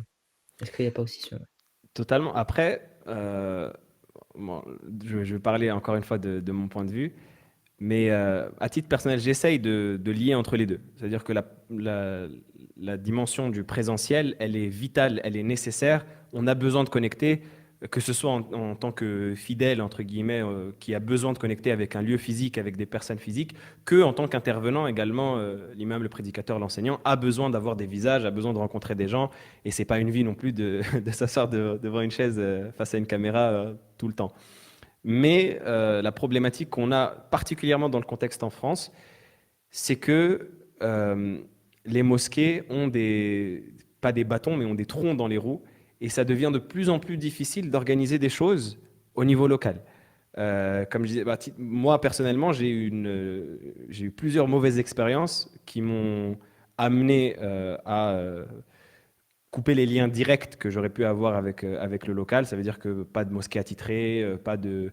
J'ai été dans la mosquée de ma ville pendant un certain temps. J'ai fait pas mal de mosquées en Île-de-France dans lesquelles je suis resté une période plus ou moins longue, mais avec contrat, je veux dire. Et malheureusement, la plupart du temps, je ne vais pas dire la plupart du temps, ce serait injuste, mais dans beaucoup de cas, il y a eu quelques expériences du désagréable au dangereux en quelque sorte, qui font que bah, c'est difficile en réalité d'envisager des choses sur le long terme au niveau local. C'est pour ça que j'ai un profond respect pour ceux qui sont sur le local. Là, j'ai l'impression qu'il y a une tendance qui se fait, qui est entre justement, comme disait Yacine, les imams qui vont être principalement dans les mosquées et qui vont se servir des réseaux sociaux comme vitrine, et c'est une chose qui est très bien, et les imams qui vont être, je ne vais pas dire principalement sur les réseaux sociaux, mais qui vont avoir une présence sur les réseaux sociaux et principalement en dématérialisé ou en délocalisé, et en délocalisé, c'est pas ce terme, mais en dématérialisé et présence virtuelle, et qui vont avoir derrière une présence sur le terrain pour compléter ça. Je pense qu'il y a deux voies qui se créent et j'avais l'occasion d'en discuter avec un imam de la ville de Lyon, que j'aime beaucoup d'ailleurs, que j'apprécie beaucoup, de la mosquée turque de Villetaneuse, avec qui on discutait justement sur ça. Et lui, il me disait, ben, votre présence sur les réseaux sociaux, elle est vitale, elle est très importante parce que les jeunes sont sur les réseaux sociaux, etc. Et j'ai dit, mais moi, de mon point de vue, c'est votre présence à vous qui est importante parce qu'au niveau local, vous servez de phare en quelque sorte pour les personnes qui vont se référer à vous directement. Vous allez faire vivre la ville dans laquelle vous êtes. Vous allez mener des actions concrètes, etc. Là où effectivement sur le virtuel, bon, on peut faire des choses, on organise des événements, on peut organiser des événements réels, etc. Ça m'est arrivé plusieurs fois, mais ça va être un peu plus distant ou un peu plus déconnecté. Pour moi, il y a deux tendances qui se font. Les deux tendances, elles sont complémentaires. C'est deux combats et deux chantiers à mener chacun sur son terrain. L'idéal, ça aurait été de combiner les deux et d'assembler les deux. Mais malheureusement, devant le contexte politique dans lequel on est, devant le contexte économique pour revenir à ça, devant le contexte social dans lequel on est, bah, souvent on a l'obligation de donner prédominance à un des deux côtés. Mais effectivement, juste pour revenir sur la question, le virtuel ne doit-il pas être une porte d'entrée? On est d'accord sur le fait que la prédominance, elle est toujours donnée au présentiel. Après, c'est en fonction des moyens, comment est-ce qu'ils vont se matérialiser concrètement. Parfois, c'est un peu difficile de, de, de faire abstraction en quelque sorte de la facilité que nous donnent les moyens virtuels, comme disait CM dans la première partie de la question, Il faut se dire aujourd'hui aussi que le virtuel, c'est tellement devenu omniprésent dans nos vies déjà, que ça permet de prendre beaucoup plus de place dans un message beaucoup plus de place au sens positif, pas non plus au sens du virus, mais ça veut dire d'avoir un message qui a une beaucoup plus grande portée que la personne qui va, ou l'imam qui va, entre guillemets, faire ses sermons toutes les semaines, ou la personne qui va aller à la mosquée une fois par mois, quoi. Quand elle est sur les réseaux sociaux, sur son téléphone, etc., ça permet d'avoir un contact qui est beaucoup plus direct et plus souvent. Et aussi, le fait que malheureusement, le, le présentiel a des limites et le distanciel permet de braver un petit peu ces limites-là. On a du contenu partout où on est. Euh, Personnellement, j'ai des élèves même qui me suivent d'outre-mer, du Canada, de Dubaï. J'avais aussi des élèves de là-bas. Donc, ça permet aussi de connecter des gens qui vont être de milieux très lointains et d'avoir une portée un peu plus large. Je pense que le présentiel, c'est bien au niveau local et ça permet vraiment de consolider énormément. Et l'avantage, c'est que c'est très solide et que le distanciel, c'est un peu plus effusé, un petit peu plus, un peu moins solide en quelque sorte, mais c'est plus large, ça permet de donner une portée plus importante. Il y a Zinou qui dit le virtuel fait aussi revenir les gens au présentiel. Combien de gens sont revenus à la mosquée grâce à ça? Bon, c'est vrai évidemment qu'il y a toujours hein, des allers-retours. Bon, j'ai encore tellement de questions. Peut-être juste deux et après moi j'arrête, promis. Mais c'est parce que et je me permets de les poser parce que il n'y a pas eu des questions du public, donc j'en profite. Il y en a une, c'est sûr. Alors, je vais pas citer de nom, mais on voit des personnalités influentes sur les réseaux sociaux qui Mhm. ne sont pas des personnalités, qui sont pas des imams ou des personnalités religieuses au sens fonctionnel quoi, du terme, mais mais dont on sollicite les avis religieux. Voilà, et notamment des personnalités qui peuvent prêter à polémique parfois, etc. Et tout. On va leur demander des avis religieux. Bon, moi, ce qui m'interroge derrière, c'est le fait qu'on se tourne vers eux pour demander des avis religieux, c'est bien le signe que, qu'il y a des manquements en fait, et des absences. Et Mhm. comment est-ce enfin, tu vois, comment est-ce que tu analyses ça? Et aussi comment est-ce qu'on répond à ça? Tu vois, le fait que, il y a en vrai, il y a une partie, je pense, de la communauté, musulmane qui ça rejoint un peu la question qu'on posait tout à l'heure, qui ne se sent pas, qui a l'impression qu'on ne lui parle pas, en fait, ou que enfin, tu vois, qu'on s'adresse pas à elle ou qu'on la juge ou qu'on l'aborde avec, des discours, trop moralistes, trop dans les règles et cetera et qui va aller chercher des avis religieux, auprès de voilà, des personnalités en qui elles ont confiance, mais qui Mhm. n'ont pas du tout, ni le savoir, ni le recul, ni voilà, ni les bonnes approches en fait sur ces questions-là et qui vont répondre d'ailleurs des fois de manière complètement outrancière. Donc comment on fait face à ça quoi? Et qu'est-ce que Bah, tu en penses? en fait, c'est ça, c'est un des fruits de la problématique qu'on traite un peu depuis le début, qui est qu'est-ce qu'un imam? Et le fait que toute la hiérarchisation, tout le clergé, entre guillemets, dans le sens islamique du terme, qui est différent du clergé, du clergé de l'Église catholique, mais qui a quand même cette structure-là de respect, cette hiérarchie-là, c'est perdu. Et du coup, ça a donné la parole à n'importe qui. D'abord dans les mosquées, parce qu'il faut se dire aussi que malheureusement, on parle avec respect, avec déférence de nos anciens qui ont occupé le poste d'imam par, par nécessité ou par obligation ou par défaut. Mais malheureusement aussi, à travers ces gens-là, il y a eu des personnes qui n'étaient pas qualifiées, qui ont commencé à utiliser ce titre-là pour s'arroger des droits qui n'étaient absolument pas à leur portée, etc. Dans une société islamique, ils auraient été relégués au plus bas de l'échelle parce que forcément, quand on essaye de prendre des raccourcis, on finit par tomber. Donc forcément, c'est des personnes qui n'ont pas de qualification. Mais malheureusement, face au vide et à la crise spirituelle, c'est des personnes qui ont occupé cette fonction-là avec tous les droits que cette fonction accorde.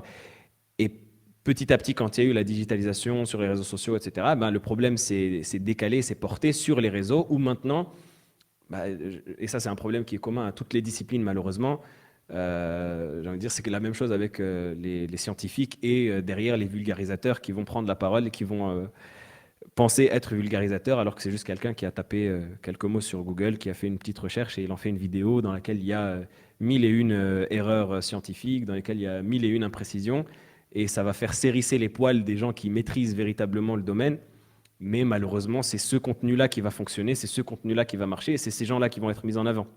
C'est exactement la même problématique par rapport à la présence sur les réseaux sociaux, avec des personnages qui vont devenir clivants parce que forcément, c'est des personnages dont l'ignorance va paraître. On va tirer la sonnette d'alarme, on va dire mais attention, cette personne-là raconte n'importe quoi. Mais c'est des personnes qui vont toujours avoir la possibilité d'avoir une voix, d'avoir un canal dans lequel ils vont s'exprimer, parce que bah, c'est le propre des réseaux sociaux de permettre à n'importe qui de prendre la parole.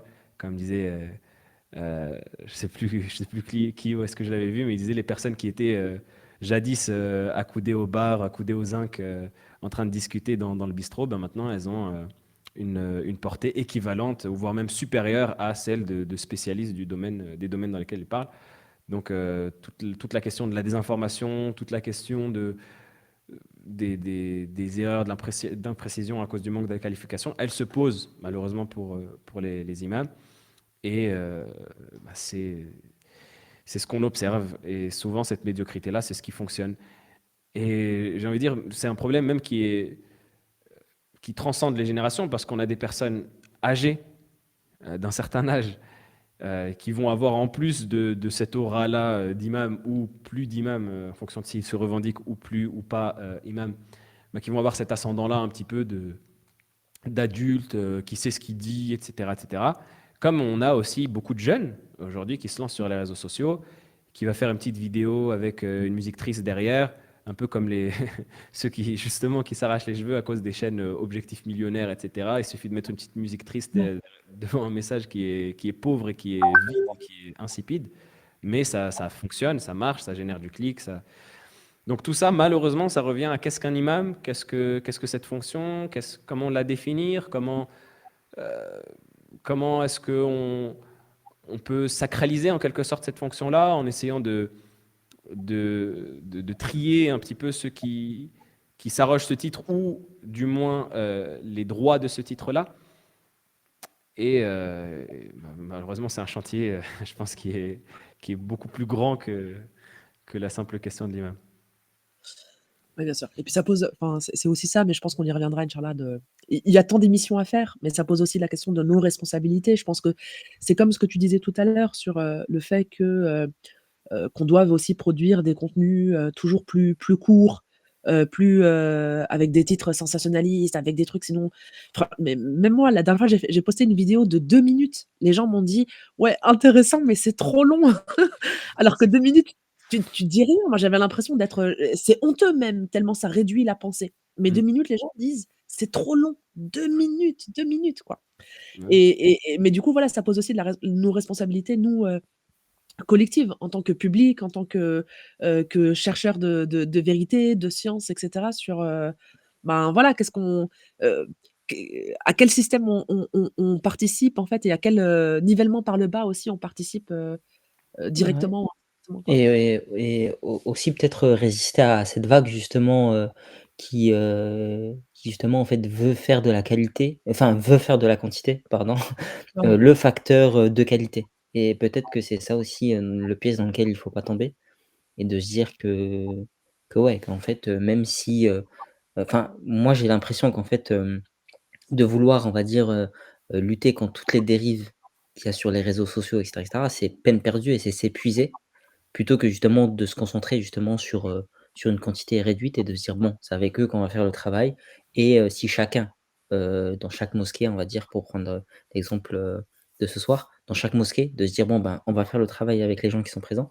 Je pense qu'on s'épuiserait moins et on aurait beaucoup plus de qualité que que que voilà.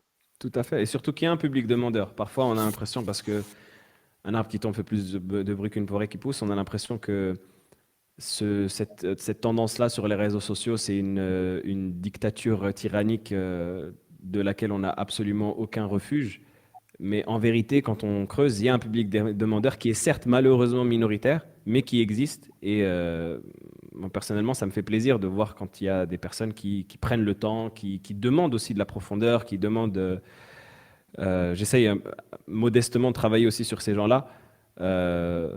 Mais voilà, ça, un peu, ça donne de l'espoir face à ce qu'on a l'habitude de voir malheureusement de la dictature des centaines de milliers de vues, Ouais, se contenter sur peu de vues ou sur peu de public, entre guillemets, mais viser la qualité, comme tu disais, plutôt que la quantité. c'est ça et puis même, on devient très gourmand, on va dire, parce qu'on se dit: «Bon, j'ai mis ma vidéo sur YouTube, il y a que 1000 personnes», mais Ouais, c'est 1000 ça. personnes, c'est plus qu'un mois en principe. Oui, c'est ça. Donc du coup 1000 c'est vraiment énorme, donc c'est vrai que c'est relatif et il y a aussi cette question de l'ego qui revient beaucoup. Comment, en tant qu'imam, sur les réseaux sociaux, on lutte contre son ego? Et bah, pardon, juste, Mohamed Nadir, subhanallah, Yacine et moi, on est connectés.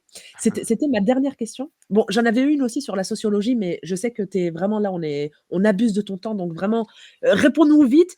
Mais c'est le signe que tu dois revenir, Mohamed Nadir, on fera une autre émission, Inch'Allah, pour parler de ça. Mais c'est la question c'est vrai qu'on sait aussi que la figure de l'imam, mais comme beaucoup d'autres figures, ça devient en vrai aussi, à certains égards, une figure d'influenceur presque, Mm. au sens, moderne, du terme, avec et en soi, là encore, il y a pas de jugement de valeur, c'est pas tant, il y a les avantages et les inconvénients. Mm. Mais l'inconvénient pour moi qui me semble le plus important, c'est la question de la toute-puissance de l'individu et de l'individualité. C'est comment est-ce qu'on fait pour avoir, des imams, forts, mais des imams qui n'effacent pas la communauté et qui font en sorte que la communauté aussi prenne ses responsabilités et qu'on n'attende pas tout, l'imam, c'est pas l'homme providentiel, en fait et qu'on n'attende pas tout de l'imam, mais qu'au contraire, il puisse servir, d'exemple, et de guide, mais pour construire une communauté forte et une Mm. communauté consciente dans tous les sens du terme. Bah, pour revenir à l'article que j'ai écrit il y a quelques années, La course au buzz, j'avais développé dedans deux problématiques. C'est un petit article, hein, c'est sans prétention. Mais justement, pour moi, les deux combats et les deux chantiers sur lesquels il faut travailler dans la prédication, c'est lutter contre la médiocritisation et contre l'égotisation. Et l'égotisation, je trouve personnellement que, bah, j'utilise le pronom je, mais c'est un problème qui est omniprésent et qui est extrêmement important. Après, la lutte contre l'ego, c'est un thème central dans notre religion, c'est un thème central dans notre spiritualité. Donc, personne ne peut prétendre lutter contre son ego. Et comme disait un des pieux prédécesseurs, il disait celui qui dit je suis préservé de l'hypocrisie, c'est un hypocrite. Donc, pareil, celui qui dit je suis préservé de l'ego, c'est une personne qui est égocentrique, c'est une personne qui, justement, est en plein dans ce problème-là. Maintenant, l'idée, c'est de faire en sorte de toujours se fixer cette règle-là, de servir le message et non pas de se servir du message. C'est-à-dire que c'est moi qui sers de vitrine au message et ce n'est pas le message qui me sert de vitrine à moi. Donc la question, c'est est-ce que mon point central dans ma prédication, c'est de ramener les gens à ma personne à travers ce que je dis, ou de ramener les gens à ce que je dis à travers ma personne, parce que bon, il y a une nécessité de s'exposer, il y a une nécessité de montrer son visage, d'avoir une communication qui soit directe, de retenir un nom qui va nous amener un message. Mais du coup, voilà, ce nom-là, c'est censé être une vitrine. Et justement, on a derrière tout le patrimoine des savants dans l'éducation spirituelle et dans la lutte contre l'ego.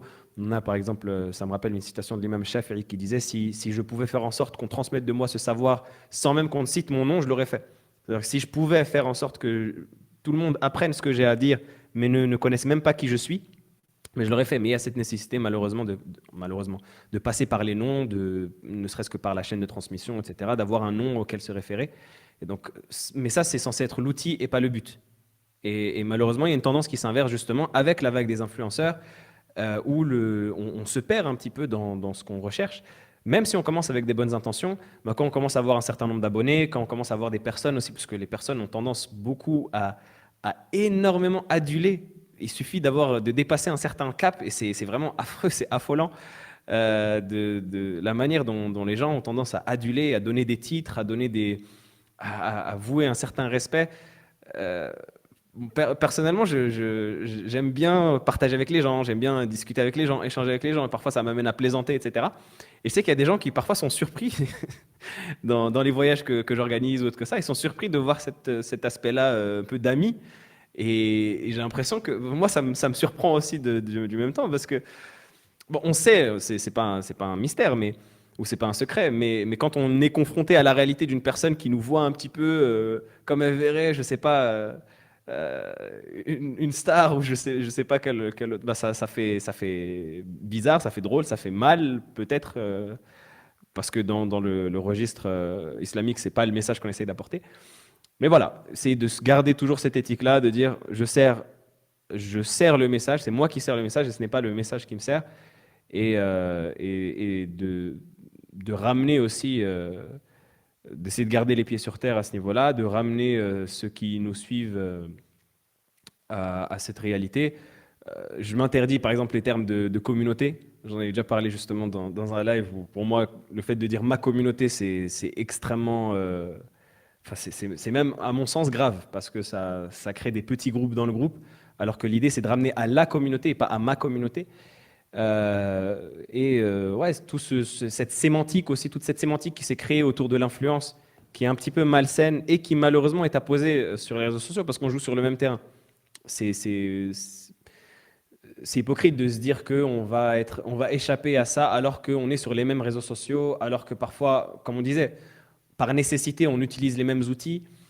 Donc forcément, la question va se poser à un moment ou à un autre, mais essayer de s'écarter le plus possible de cette sémantique et de tout cet univers-là, et de se dire que bah, on n'est que des pions et des outils de la volonté divine, et qu'on essaye d'apporter modestement ce qu'on peut apporter, mais qu'on n'est pas, on est loin d'être des modèles, on est loin d'être des personnes qui méritent d'être adulées plus que ça. Et la réalité de nos personnes, on la connaît, on sait qui on est réellement, et on sait qu'on ne mérite absolument pas ni les éloges, ni même un semblant de considération. Donc voilà, après, ça reste un combat, ça reste un- une nécessité qui se pose pour toute personne qui va s'exposer d'une manière ou d'une autre. C'est le même combat aussi que doit mener l'imam dans la mosquée, parce que l'imam dans la mosquée aussi va être peut-être parfois surconsidéré. Lui aussi, il doit mener ce combat-là, de se dire que, ok, je monte sur le minbar, ok, je suis imam, ok, je dirige la prière pour les gens, mais ça ne fait pas de moi le savant ultime de ce siècle-là. Et voilà, et qu'Allah nous aide. Amin. Amin. Et ça rejoint, c'est pour ça qu'on aime bien lier ces sujets-là, la question de la spiritualité, la question de la politique, puisqu'au final, quand on réfléchit, l'un des principaux combats à mener contre le néolibéralisme, la sécularisation, etc., ça tourne aussi autour de la question de l'ego, de la toute-puissance de l'individualité et de la désacralisation, dans tous les sens du terme, du monde. Donc voilà, c'est aussi à ce à quoi sert modestement, cette émission du vendredi, Inch'Allah. Mohamed Nadir, merci infiniment. Je sais qu'on t'a grignoté jusqu'à la dernière minute. Franchement, là, au fait Barakallahu d'être fik. Avec grand, grand plaisir. Avec grand c'était plaisir. super Et au plaisir intéressant. de refaire, Inch'Allah. Eh ben, t'inquiète pas, on n'a pas fini, donc on te recontactera. On te libère et si des gens dans le chat veulent rester quelques minutes juste pour discuter et puis parler du sujet de vendredi prochain, si vous voulez nous proposer des sujets pour l'émission de la semaine prochaine, voilà, n'hésitez pas. Mohamed Nadir, merci infiniment. Bah là, tu as cours. À 22h30, tu seras en live sur Twitch. Donc, bon courage à toi pour l'enchaînement Merci beaucoup. Barakallahu Merci fik. et beaucoup. qu'Allah te facilite. Et à nouveau, merci pour l'invitation et barakallahu fikum. Merci à Merci. toi. Rafik Baraka. À très bientôt, Inch'Allah. À bientôt, Inch'Allah.